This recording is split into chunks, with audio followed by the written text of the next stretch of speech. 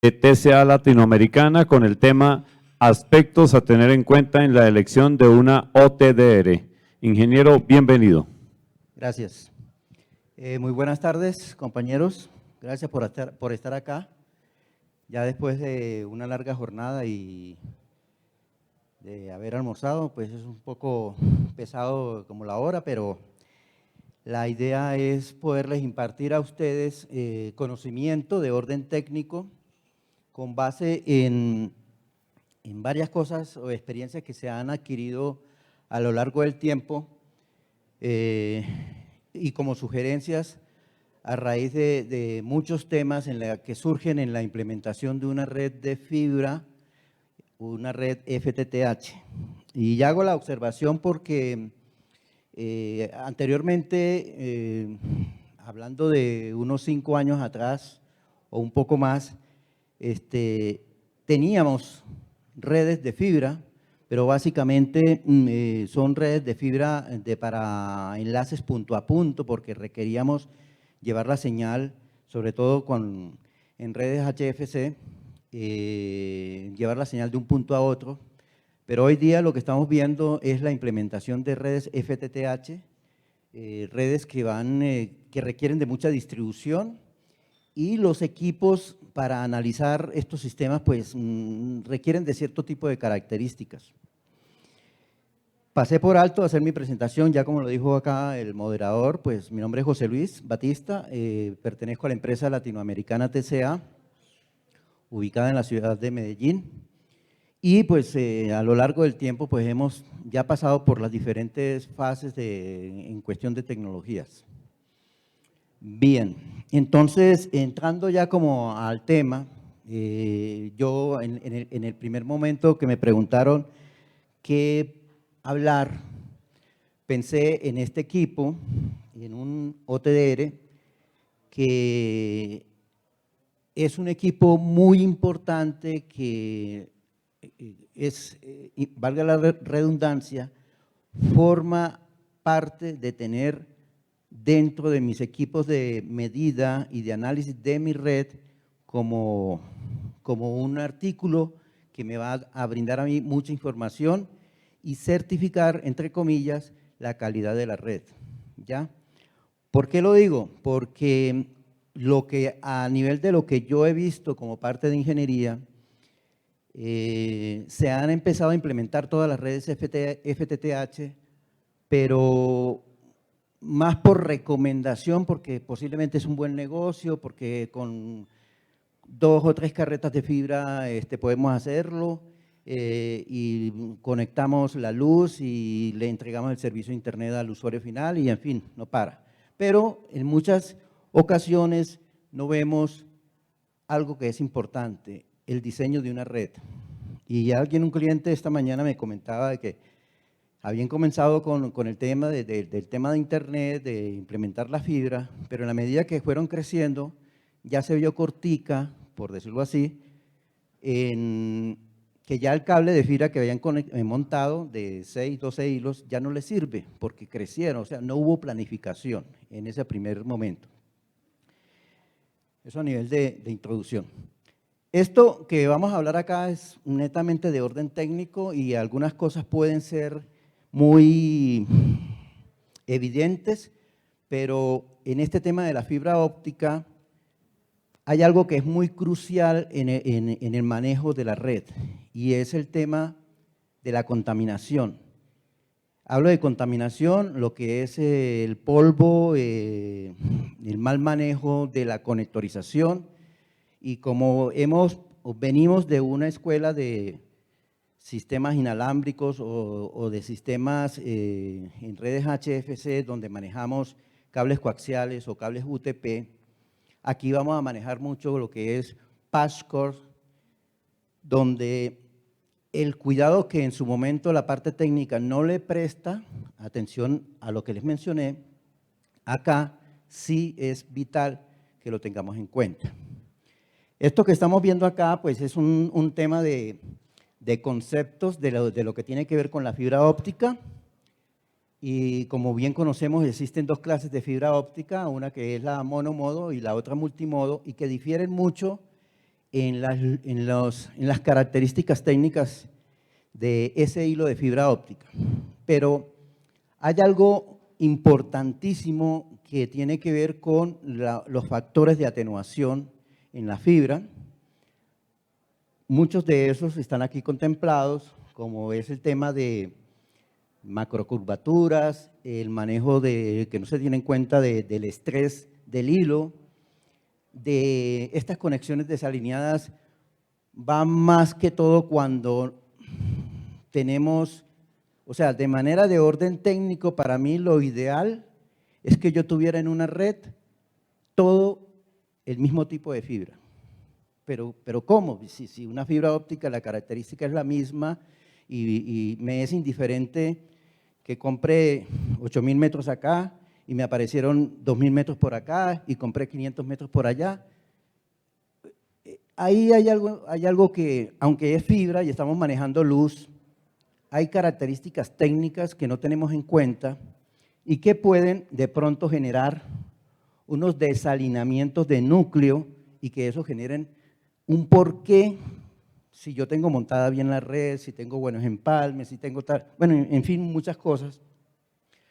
Y resulta que como pues no miramos las especificaciones, es posible que existan algunos, lo que se llaman unos coeficientes de dispersión diferentes entre una marca y otra marca y me generen problemas.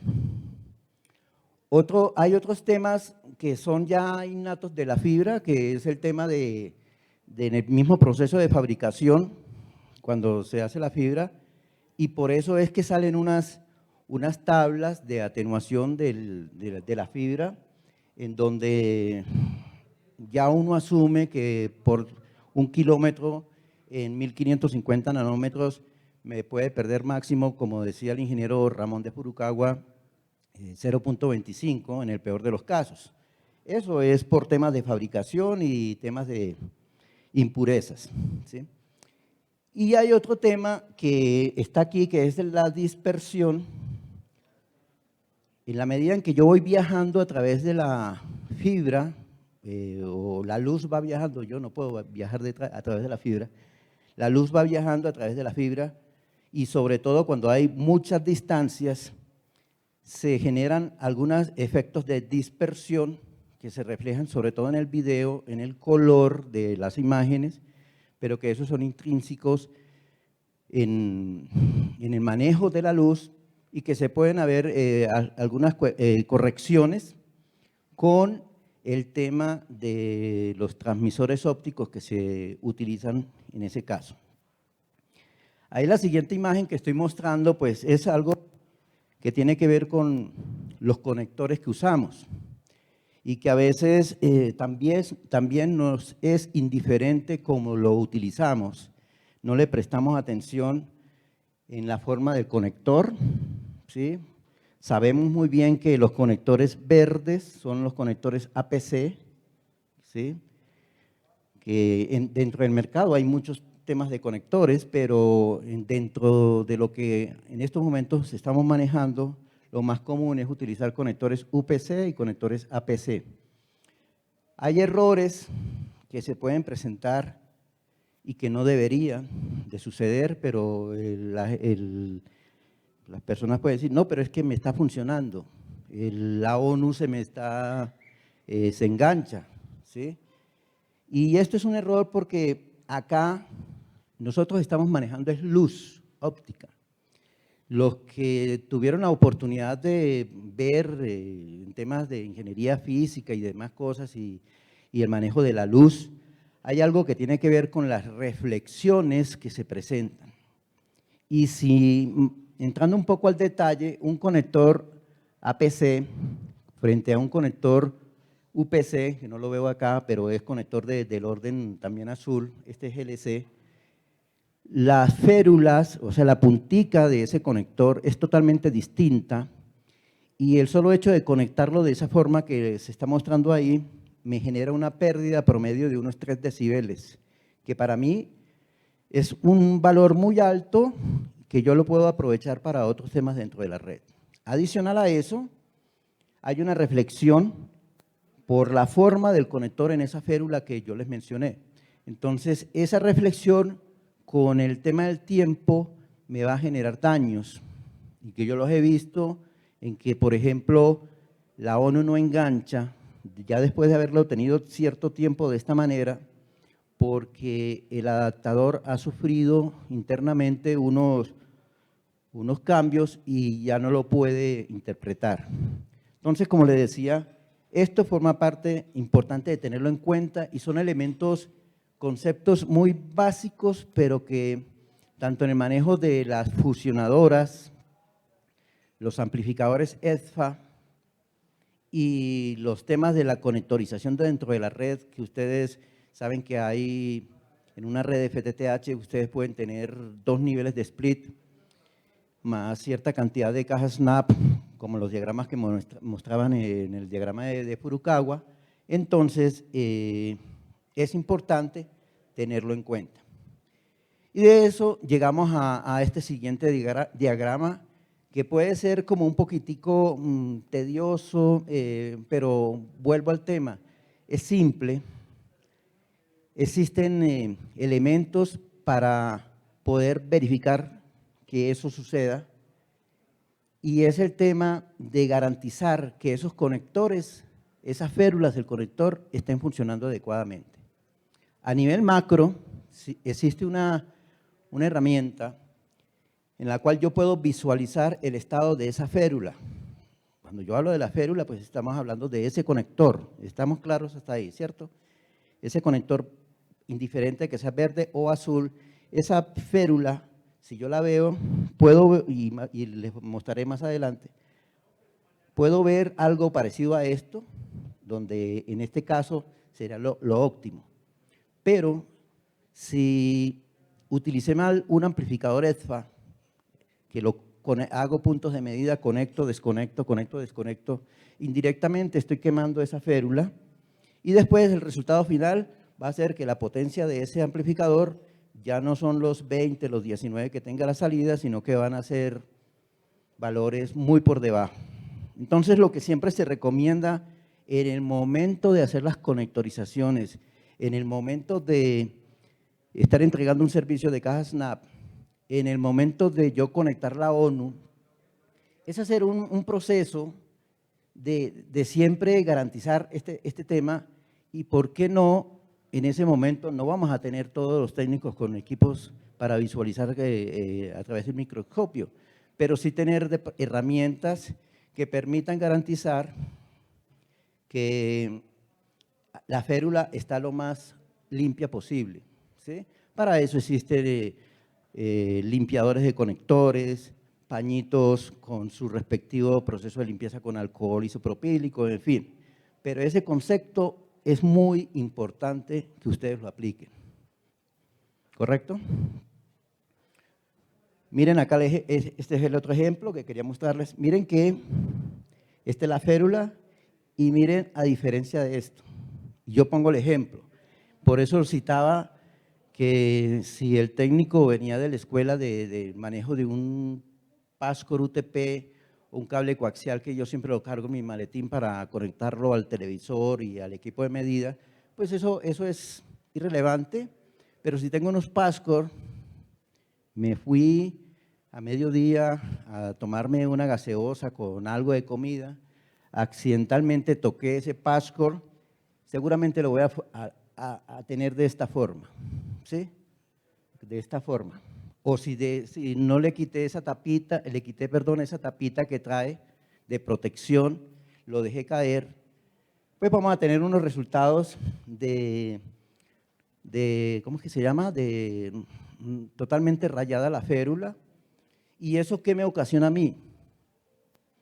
El resultado final es que me van a decir, jefe, es que la ONU no me funciona, no engancha, tal cosa, pero hay que entrar un poquitico más al análisis del tema de por qué, ¿sí? Entonces, fíjense que este tipo de cosas que pueden ser muy simples de pasarlas por alto, en el tema de la fibra óptica es súper importante. Es como en el tema de la fusionadora.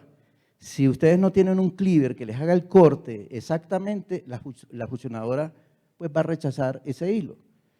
Acá pues eso no lo vamos a ver, pero si conectamos la ONU, la ONU pues me engancha, pero la ONU tiene una herramienta donde me reporta potencia y me dice a mí que tengo, por decir algo, menos 22 decibeles en la entrada.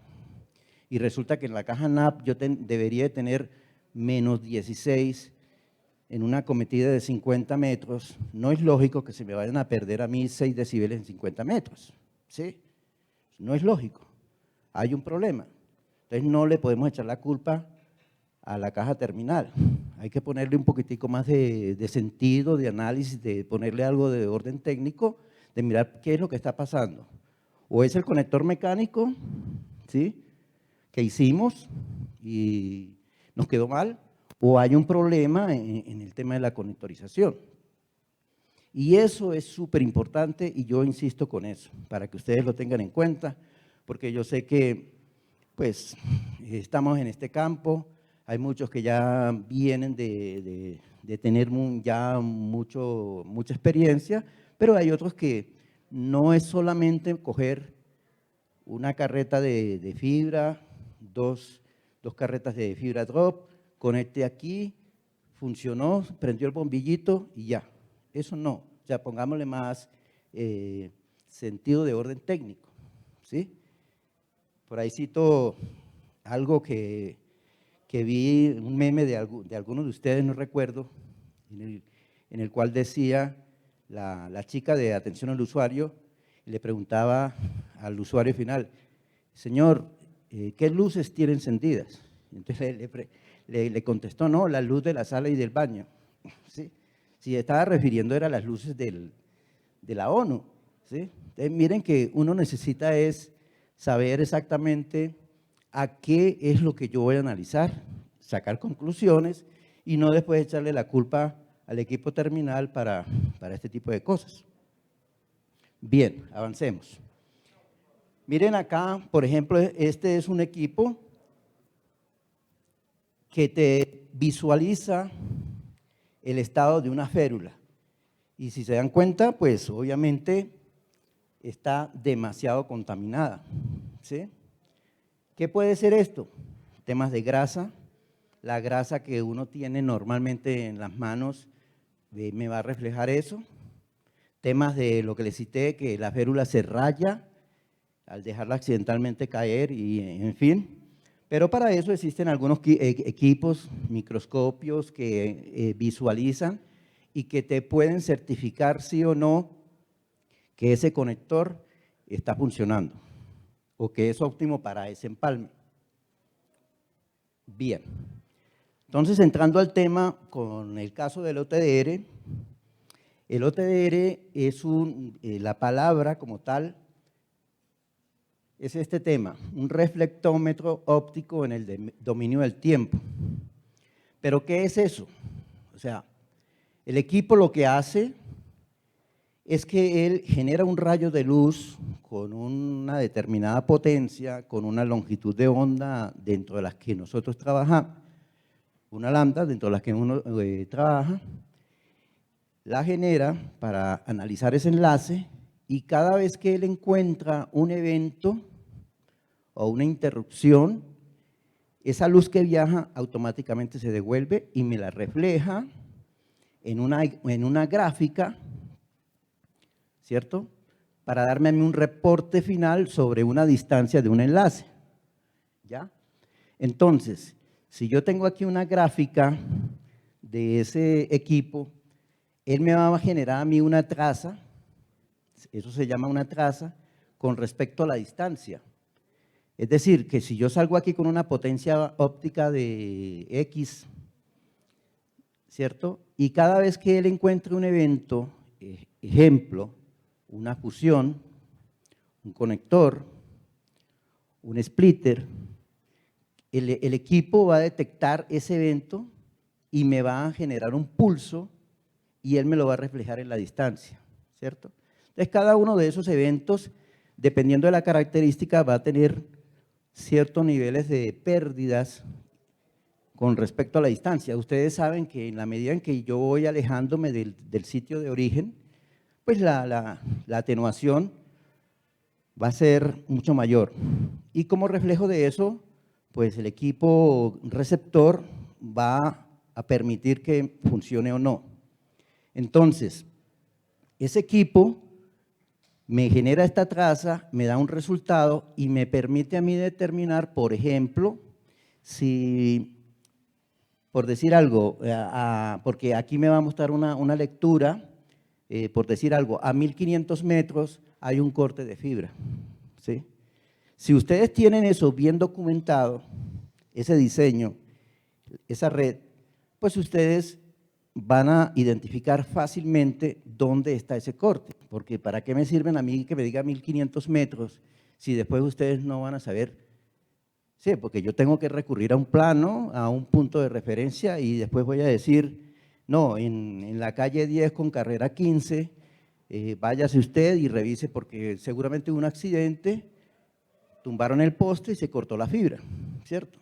Pero para eso me sirve este equipo y para garantizar o certificar, pues yo lo pongo entre comillas, no es como certificar en una red UTP con categoría 6, en fin, porque hay otros parámetros, pero el equipo me va a mostrar mucha información del estado de mi red. Entonces, hay un tema que es lo que yo quiero mostrar, que no es solamente porque yo le diga a cualquiera de ustedes, compre un OTDR. Y como lo dije al final, hace unos 5 o 6 años era principalmente, o como me devuelvo un poquito, estando en diferentes ferias, entonces llegan a preguntar, necesito un OTDR que me alcance para 100 kilómetros, ¿sí? O para 150 kilómetros. Ese no es el punto de referencia para un OTDR. Si yo tengo un enlace de fibra, pongo el ejemplo, Bogotá, qué sé yo, Bogotá-Tunja, no sé, puede haber una distancia de 100 kilómetros, de pronto ese OTDR sí me sirve, porque es un enlace punto a punto, ¿sí? Es un enlace punto a punto y que sé que en esos 100 kilómetros idealmente pueden haber, qué sé yo, unos 10 empalmes, idealmente. Pero hoy día seguramente van a haber por lo menos unos 30 empalmes, ¿sí?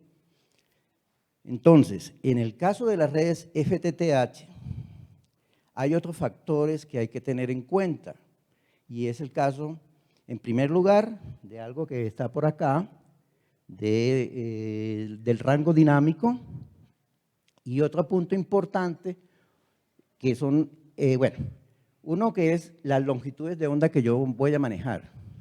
Yo les pregunto a ustedes, ¿qué longitudes de onda ustedes manejan en una red FTTH? Que alguien me… En una red FTTH, ¿qué manejan?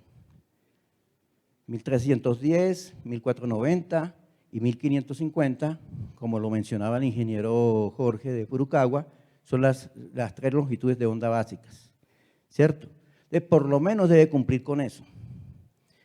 Hay 2 longitudes de onda básicas en un OTDR, que es el 1310 y 1550, y hay equipos OTDRs que tienen longitudes de onda por encima de esa longitud de onda de 1550, 1625, 1650, que se utilizan en nuestro caso y lo que llaman para medir sobre fibras ópticas activas, es decir, para no interrumpir el servicio mientras hacemos un análisis sobre la misma red, ¿ya? Entonces utilizamos una lambda distinta a la que se está prestando el servicio. ¿Perdón? Una longitud de onda diferente, Entonces, hay especificaciones que son muy importantes en la medida en que ustedes van a comprar o adquirir un OTDR, que ustedes deben de tenerlas muy bien identificadas dependiendo de la red que ustedes ofrecen. Yo, por ejemplo, en el caso de algunas telcos, utilizan lo que se llaman redes de fibra óptica, redes de área metropolitana, y utilizan otro tipo, sobre la misma fibra óptica, ¿cierto? Sobre la misma fibra óptica, utilizan otro tipo de longitudes de onda, CWDM y bueno, en fin, otras cosas, y ahí se utilizan otras características en el OTDR. O sea, a lo que yo voy es que un OTDR es un concepto muy general, ¿sí? Pero para el caso de nosotros debemos de saber específicamente para qué es lo que lo necesitamos. Entonces, esto era lo que yo les quería mencionar. El rango dinámico, que es el alcance que yo pudiese tener con la luz que emite ese equipo. No es solamente que es que me alcance para 100 kilómetros, porque es que si yo digo 100 kilómetros, pues yo hago automáticamente el cálculo de atenuación y demás cosas, pero es que en la red FTTH nuestra intervienen, que puede ser en un área de, qué sé yo, 5 kilómetros a la redonda, intervienen splitters de 1×8, 1×16, en fin, dependiendo de la red, y esos splitters te generan a vos una atenuación, y en esa atenuación ya está como embebido todo ese tema de esa distancia sobre el enlace punto a punto. O sea, son dos cosas totalmente diferentes y por eso es otro punto importante que ustedes deben de tener, mayor rango dinámico. ¿Sí? Aquí hay una breve descripción de lo que les he hablado de estos momentos. Miren que hay sobre una traza, en una gráfica, sobre una X niveles de potencia y una distancia específica. Cada vez que yo vea un resultado de esa traza, de esa lambda, de esa luz, pues ella obviamente con respecto a la distancia va a haber una atenuación. Pero cada vez que haya un evento, como se los mencioné, va a causarse un pulso en ese momento, un evento como tal, pero también va a haber una pérdida. Fíjense que esto ayuda a poder interpretar esa gráfica que ustedes van a ver en ese dispositivo, porque seguramente cuando uno lo ve de entrada, ve esa gráfica y ustedes dicen, pero ¿cómo? ¿Yo de aquí qué resultado saco? ¿Cómo lo interpreto? ¿Sí? Se vuelve un poco complejo y por esa razón de pronto le ponemos como un poquitico de pereza, como dicen, a coger ese equipo para poder interpretarlo y que es una herramienta súper importante para este caso. Fíjense, yo he tratado pues, en la preparación de estas slides de ser como muy gráfico. Miren aquí lo mismo, lo que interpreta esos pequeñas caídas, esos pulsos. Siempre al final de esa traza van a encontrar ustedes unas respuestas como estas, pero esos son ruidos inherentes en la red, esos se llaman pisos de ruido, pero a mí lo que me interesa es la interpretación de estos pulsos que se pueden presentar, ¿sí? Atenuaciones y demás cosas. Y vuelvo e insisto, es muy diferente hacer un empalme, que es un evento que va a encontrar la fibra, y que posiblemente el OTDR también me va a interpretar cuando una fibra es de diferente marca a la otra, ¿cierto? De pronto me va a generar a mí otro evento. Y lo que se genera también con una atenuación de un conector, por ejemplo, ¿sí? Esto es a manera de que ustedes se familiaricen en la forma como interpretan un OTDR. Bien, fíjense, ahí está un poco más gráfico. Ustedes tienen un enlace de fibra donde tienen aquí unos conectores de entrada, aquí tienen, bueno, se representó esta bobina de fibra como para interpretar X distancia, conectores, empalmes y en fin, hasta que la fibra termina. Y esto, fíjense que cada vez que hay aquí un evento, que es lo que yo he mencionado, genera una distorsión aquí. Miren que hay una automática pérdida adicional. Y en el tema de los conectores también se refleja ese pulso, pero también hay una pérdida. Entre este punto y este punto hay una pérdida. Para interpretación de ustedes. ¿Sí es claro? ¿Sí?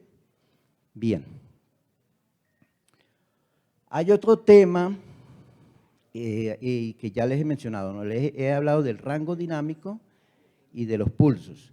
Pero hay otro tema que es importante en las especificaciones de los OTDR y es algo que se llama la zona muerta, ¿sí? La zona muerta, anteriormente en los OTDRs anteriores, en las especificaciones hablaban mucho de zonas muertas muy altas. Hoy día, en el mejoramiento, en la fabricación de todos estos equipos, se ha mejorado mucho eso y se encuentran hoy esas características muy pequeñas, pero básicamente son eventos que el OTDR no alcanza a interpretar o a leer, ¿sí? Pongo un ejemplo. Si yo conecto, estoy aquí en mi cabecera y conecto el OTDR en el ODF para analizar un determinado hilo y dentro de la especificación que no tuve en cuenta, me dice que tiene una zona muerta de 20 metros. Quiere decir que al conectar ahí, hay por lo menos esa distancia que él no me la va a poder ver, no me la va a poder reflejar. Y por eso es que se recomienda para determinado tipo de medidas utilizar las famosas bobinas de lanzamiento, que te ayudan como a disimular ese tema para que hay bobinas de lanzamiento de 500, 1000 metros, son herramientas donde está envuelto 500 o 1000 metros de hilo para que pase la luz por ahí, interprete esa cantidad, se vaya a reflejar en la traza esos 500 metros, pero a partir de ahí en adelante ya vea la realidad de mi red. Entonces, existen ahí dos conceptos de zona muerta de eventos y zona muerta de atenuación. En ambos casos es importante tenerlos en cuenta porque posiblemente cuando hay en el tema de zona muerta de eventos, posiblemente no alcance a interpretar si yo salgo de aquí y hago un primer empalme aquí en la esquina, que pueden haber 5 metros, y me dice que la zona muerta para eventos es de 8 metros, no me lo va a interpretar. Entonces son puntos importantes que debemos tener en cuenta siempre. Y en una red FTTH, recuerden que vamos a tener, después del ODF, pues vamos a tener seguramente ya en la calle una caja de empalme donde tenemos un splitter de 1x8 de acuerdo al diseño y después vamos a tener una caja NAP también con un splitter de 1x16, en fin.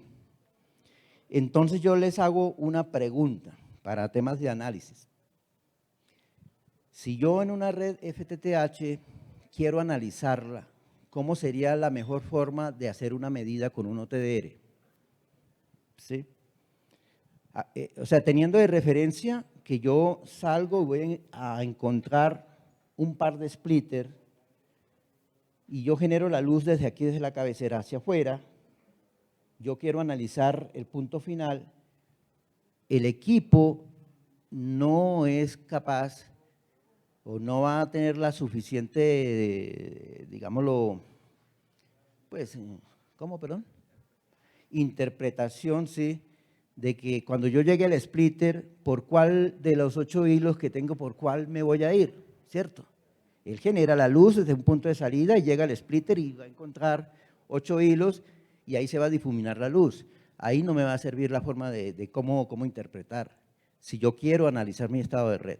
Lo ideal es que yo me vaya desde el punto final hacia el punto inicial. ¿Por qué? Porque ahí sí tengo yo el hilo del splitter, o sea, en sentido contrario. El hilo donde inyecto luz pasa al segundo splitter, entra, va al primer splitter y ya llega al punto final y me va a generar una traza.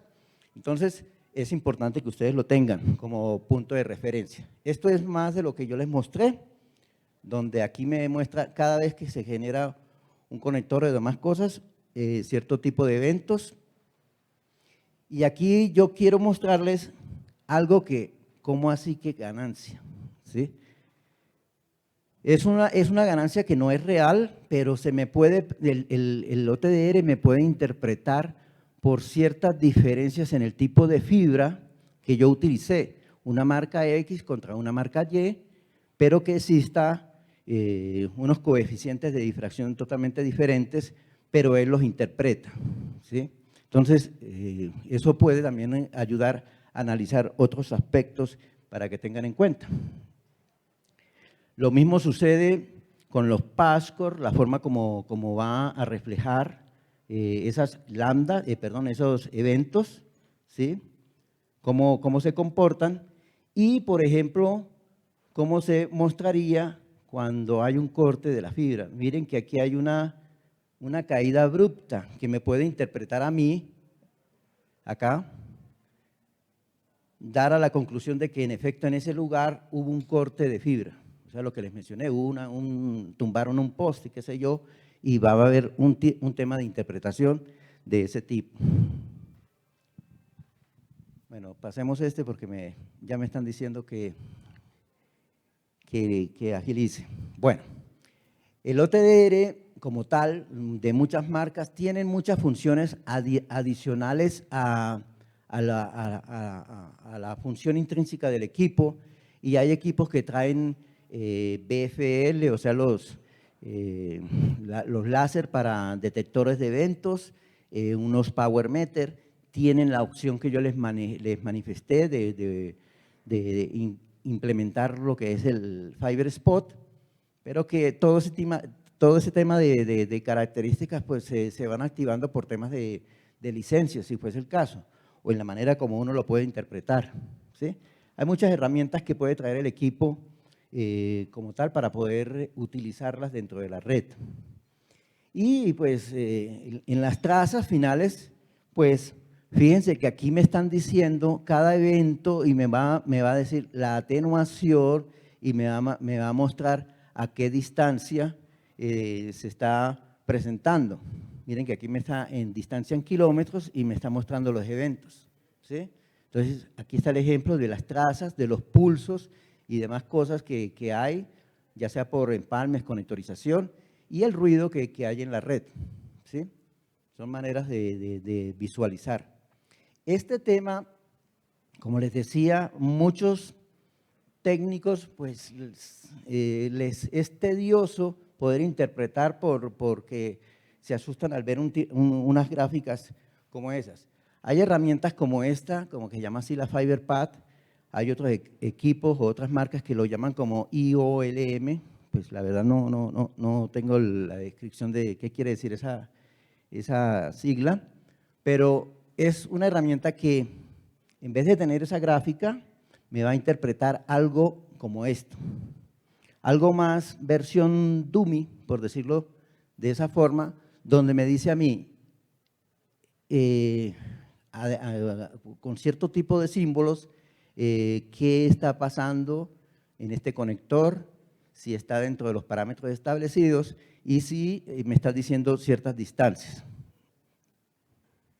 Y ahí están las formas de interpretarlo. Entonces, son herramientas que pues, les sirven a ustedes y que quería compartirlas para que ustedes las pudiesen tener sin ningún problema. No sé si tienen alguna pregunta de este caso. ¿Lo bloqueo?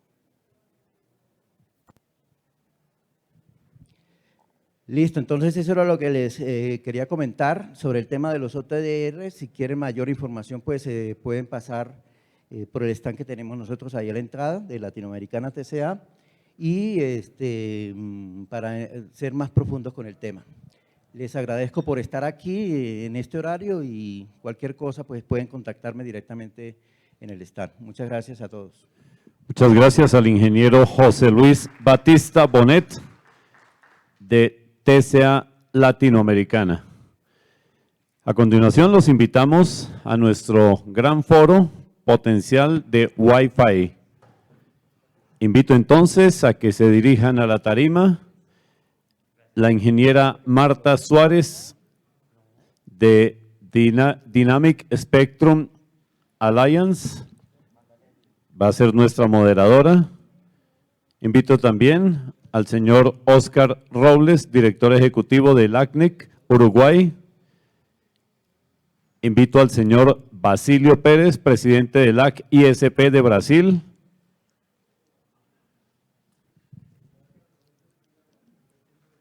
Al señor Álvaro Casallas de la ANE.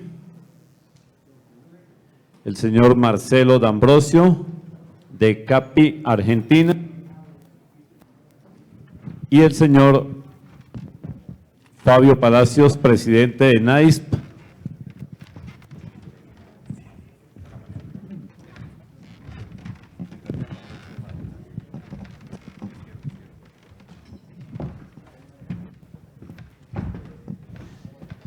Todos ustedes cordialmente invitados a transmitir todas sus inquietudes, porque de aquí va a salir nuestro manifiesto que será dirigido al Ministerio de las TIC.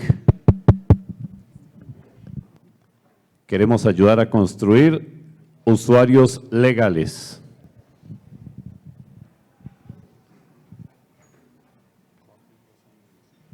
Los dejo con nuestra moderadora, la ingeniera Marta Suárez.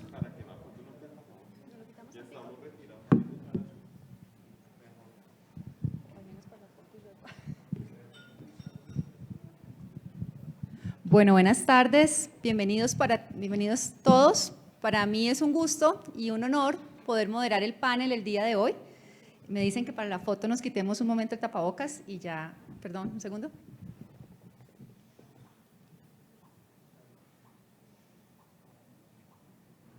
Gracias.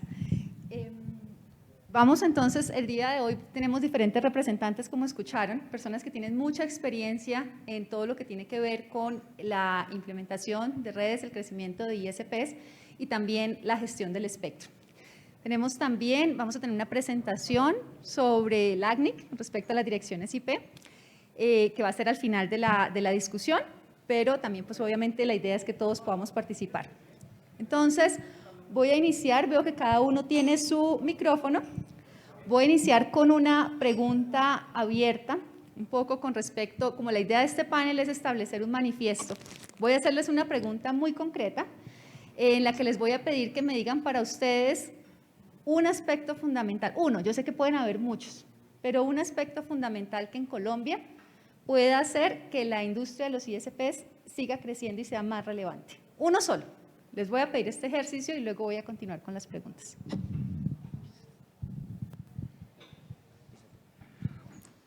Bueno, yo creo que no es solo para Colombia, pero un espectro que es fundamental para el crecimiento es la definición de los 6 GHz para el Wi-Fi 6E de forma que sea de forma libre, como pasó en Brasil, como pasó en otros países.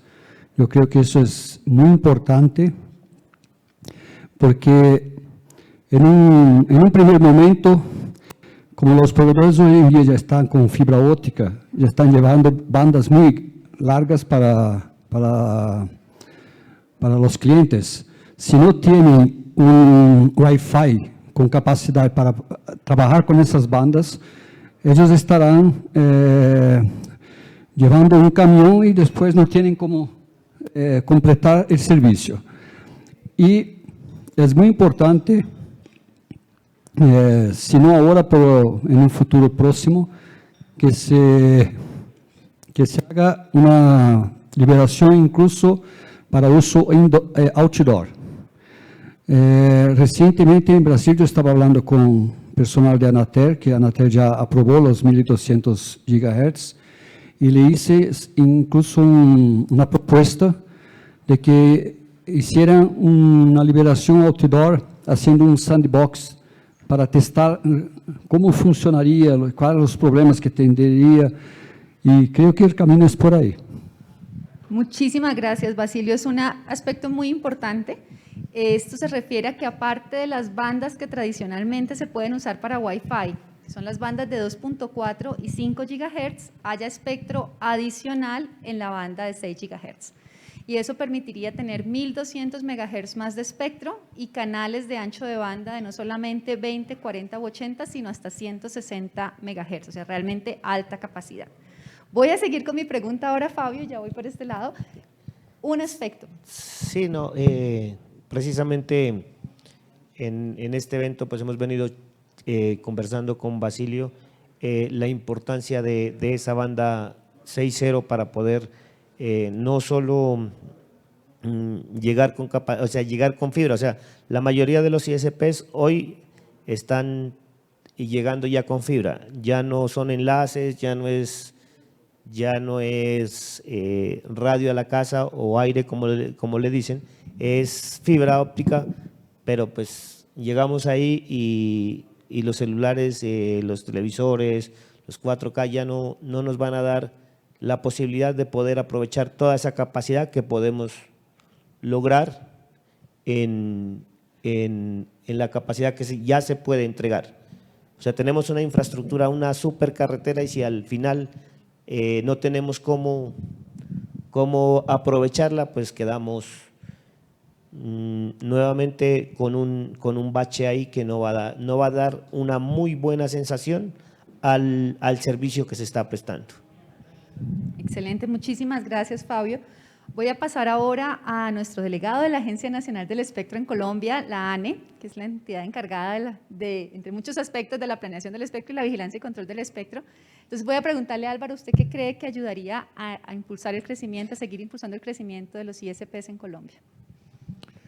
Pues Marta, es justamente de lo que ya han hablado, o sea, aparte de seguir manejando los medios tradicionales que ya dominan perfectamente fibra óptica, GPON, cable coaxial, pues sigan explorando el espectro. Hasta ahora pues hemos sabido que usan de alguna manera para llegar a sus clientes la banda de 2, 4 o 5X, pero entiendan y consulten el cuadro de atribución de bandas de frecuencia, la resolución 105 de la ANE, y van a encontrar que hay otras bandas que les pueden servir para ese efecto, los TWISPs de los que hablábamos esta mañana, que si bien mencionaban que por ahora les resultan costosos los equipos, es una buena alternativa para llevar ese servicio a las zonas más apartadas, y de hecho eso les sirve a ustedes, porque si bien por ahora utilizan los medios convencionales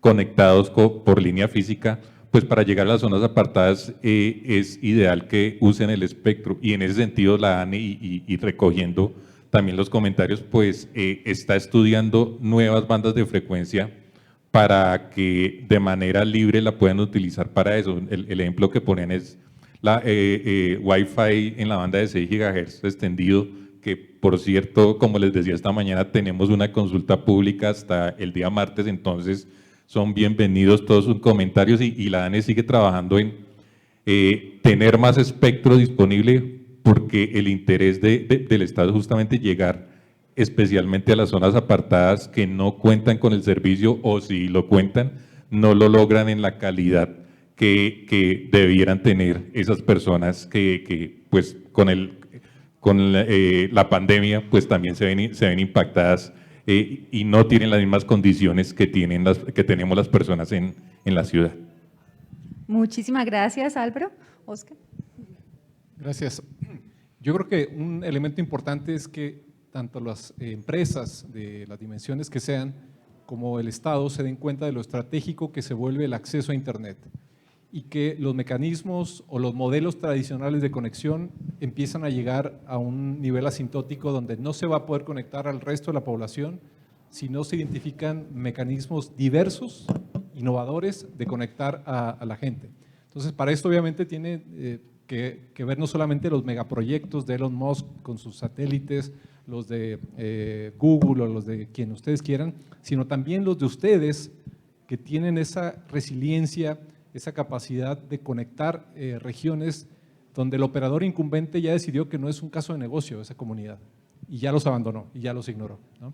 Entonces, los modelos que ustedes han introducido son sostenibles, son rentables, además han logrado atender una labor social muy importante justo en tiempos de pandemia, pero se necesitan muchos de estos esfuerzos. Ya mencionaba Álvaro el tema de los TV White Spaces. Si alguien está interesado en un proyecto de bajo costo a través de TV White Spaces, busquen como en Bután TV White Spaces en Google, va a haber un proyecto de cómo lograron hacer una red Ethernet, Wi-Fi, a través de las frecuencias de TV White Spaces con equipo obviamente reciclado, ni siquiera equipo comercial, ¿no? Entonces, pero se necesitan muchos de estos pequeños esfuerzos muy diversos con espectro, sin espectro, licenciado, no licenciado, secundario, para poder llevar esa conectividad al resto de la población y que puedan tener acceso a los mismos derechos que la población ya conectada. Perfecto, muchas gracias. Nuestro último panelista, adelante. Bueno, buenas tardes. Perdón, llegué tarde al panel y mi valija todavía no llegó de Argentina, entonces estoy como estoy, discúlpenme. Bueno, miren, me parece que en Argentina quisiéramos estar tan avanzados como está Colombia en temas como, por ejemplo, el uso de los postes. No saben hasta qué punto es determinante en la llegada de Internet a cada casa el poder tener el uso compartido de los postes. Por otro lado, ya hay iniciativas, por ejemplo, en la Alcaldía de Medellín, para la construcción de redes neutras, para que la infraestructura esté disponible, para que todos puedan usar una infraestructura y, por lo tanto, optimizar la inversión. Así que es una felicitación muy grande en esos dos aspectos. Otra cuestión que es clave para que llegue más rápido la Internet a toda la gente es la creación de NAISP. NAISP va a hacer que los pequeños proveedores de Internet se profesionalicen, saquen su licencia, sigan la reglamentación, presenten los informes y crezcan de una manera profesional, ¿no es cierto? Y sigan ampliándose. Entonces, estos son todos pasos que ya se han dado, que se tienen que afianzar y tienen que seguir creciendo, ¿no es cierto? Pero que ya están por un muy buen camino. Lo que nosotros hemos visto que a veces es una pequeña traba es el acceso al capital, ¿no? Y ahí es una facilidad que se tiene que crear de manera conjunta, porque el Estado puede aportar en ese sentido, pero los resellers, los importadores también pueden aportar en ese sentido, los inversores locales también pueden trabajar en ese sentido.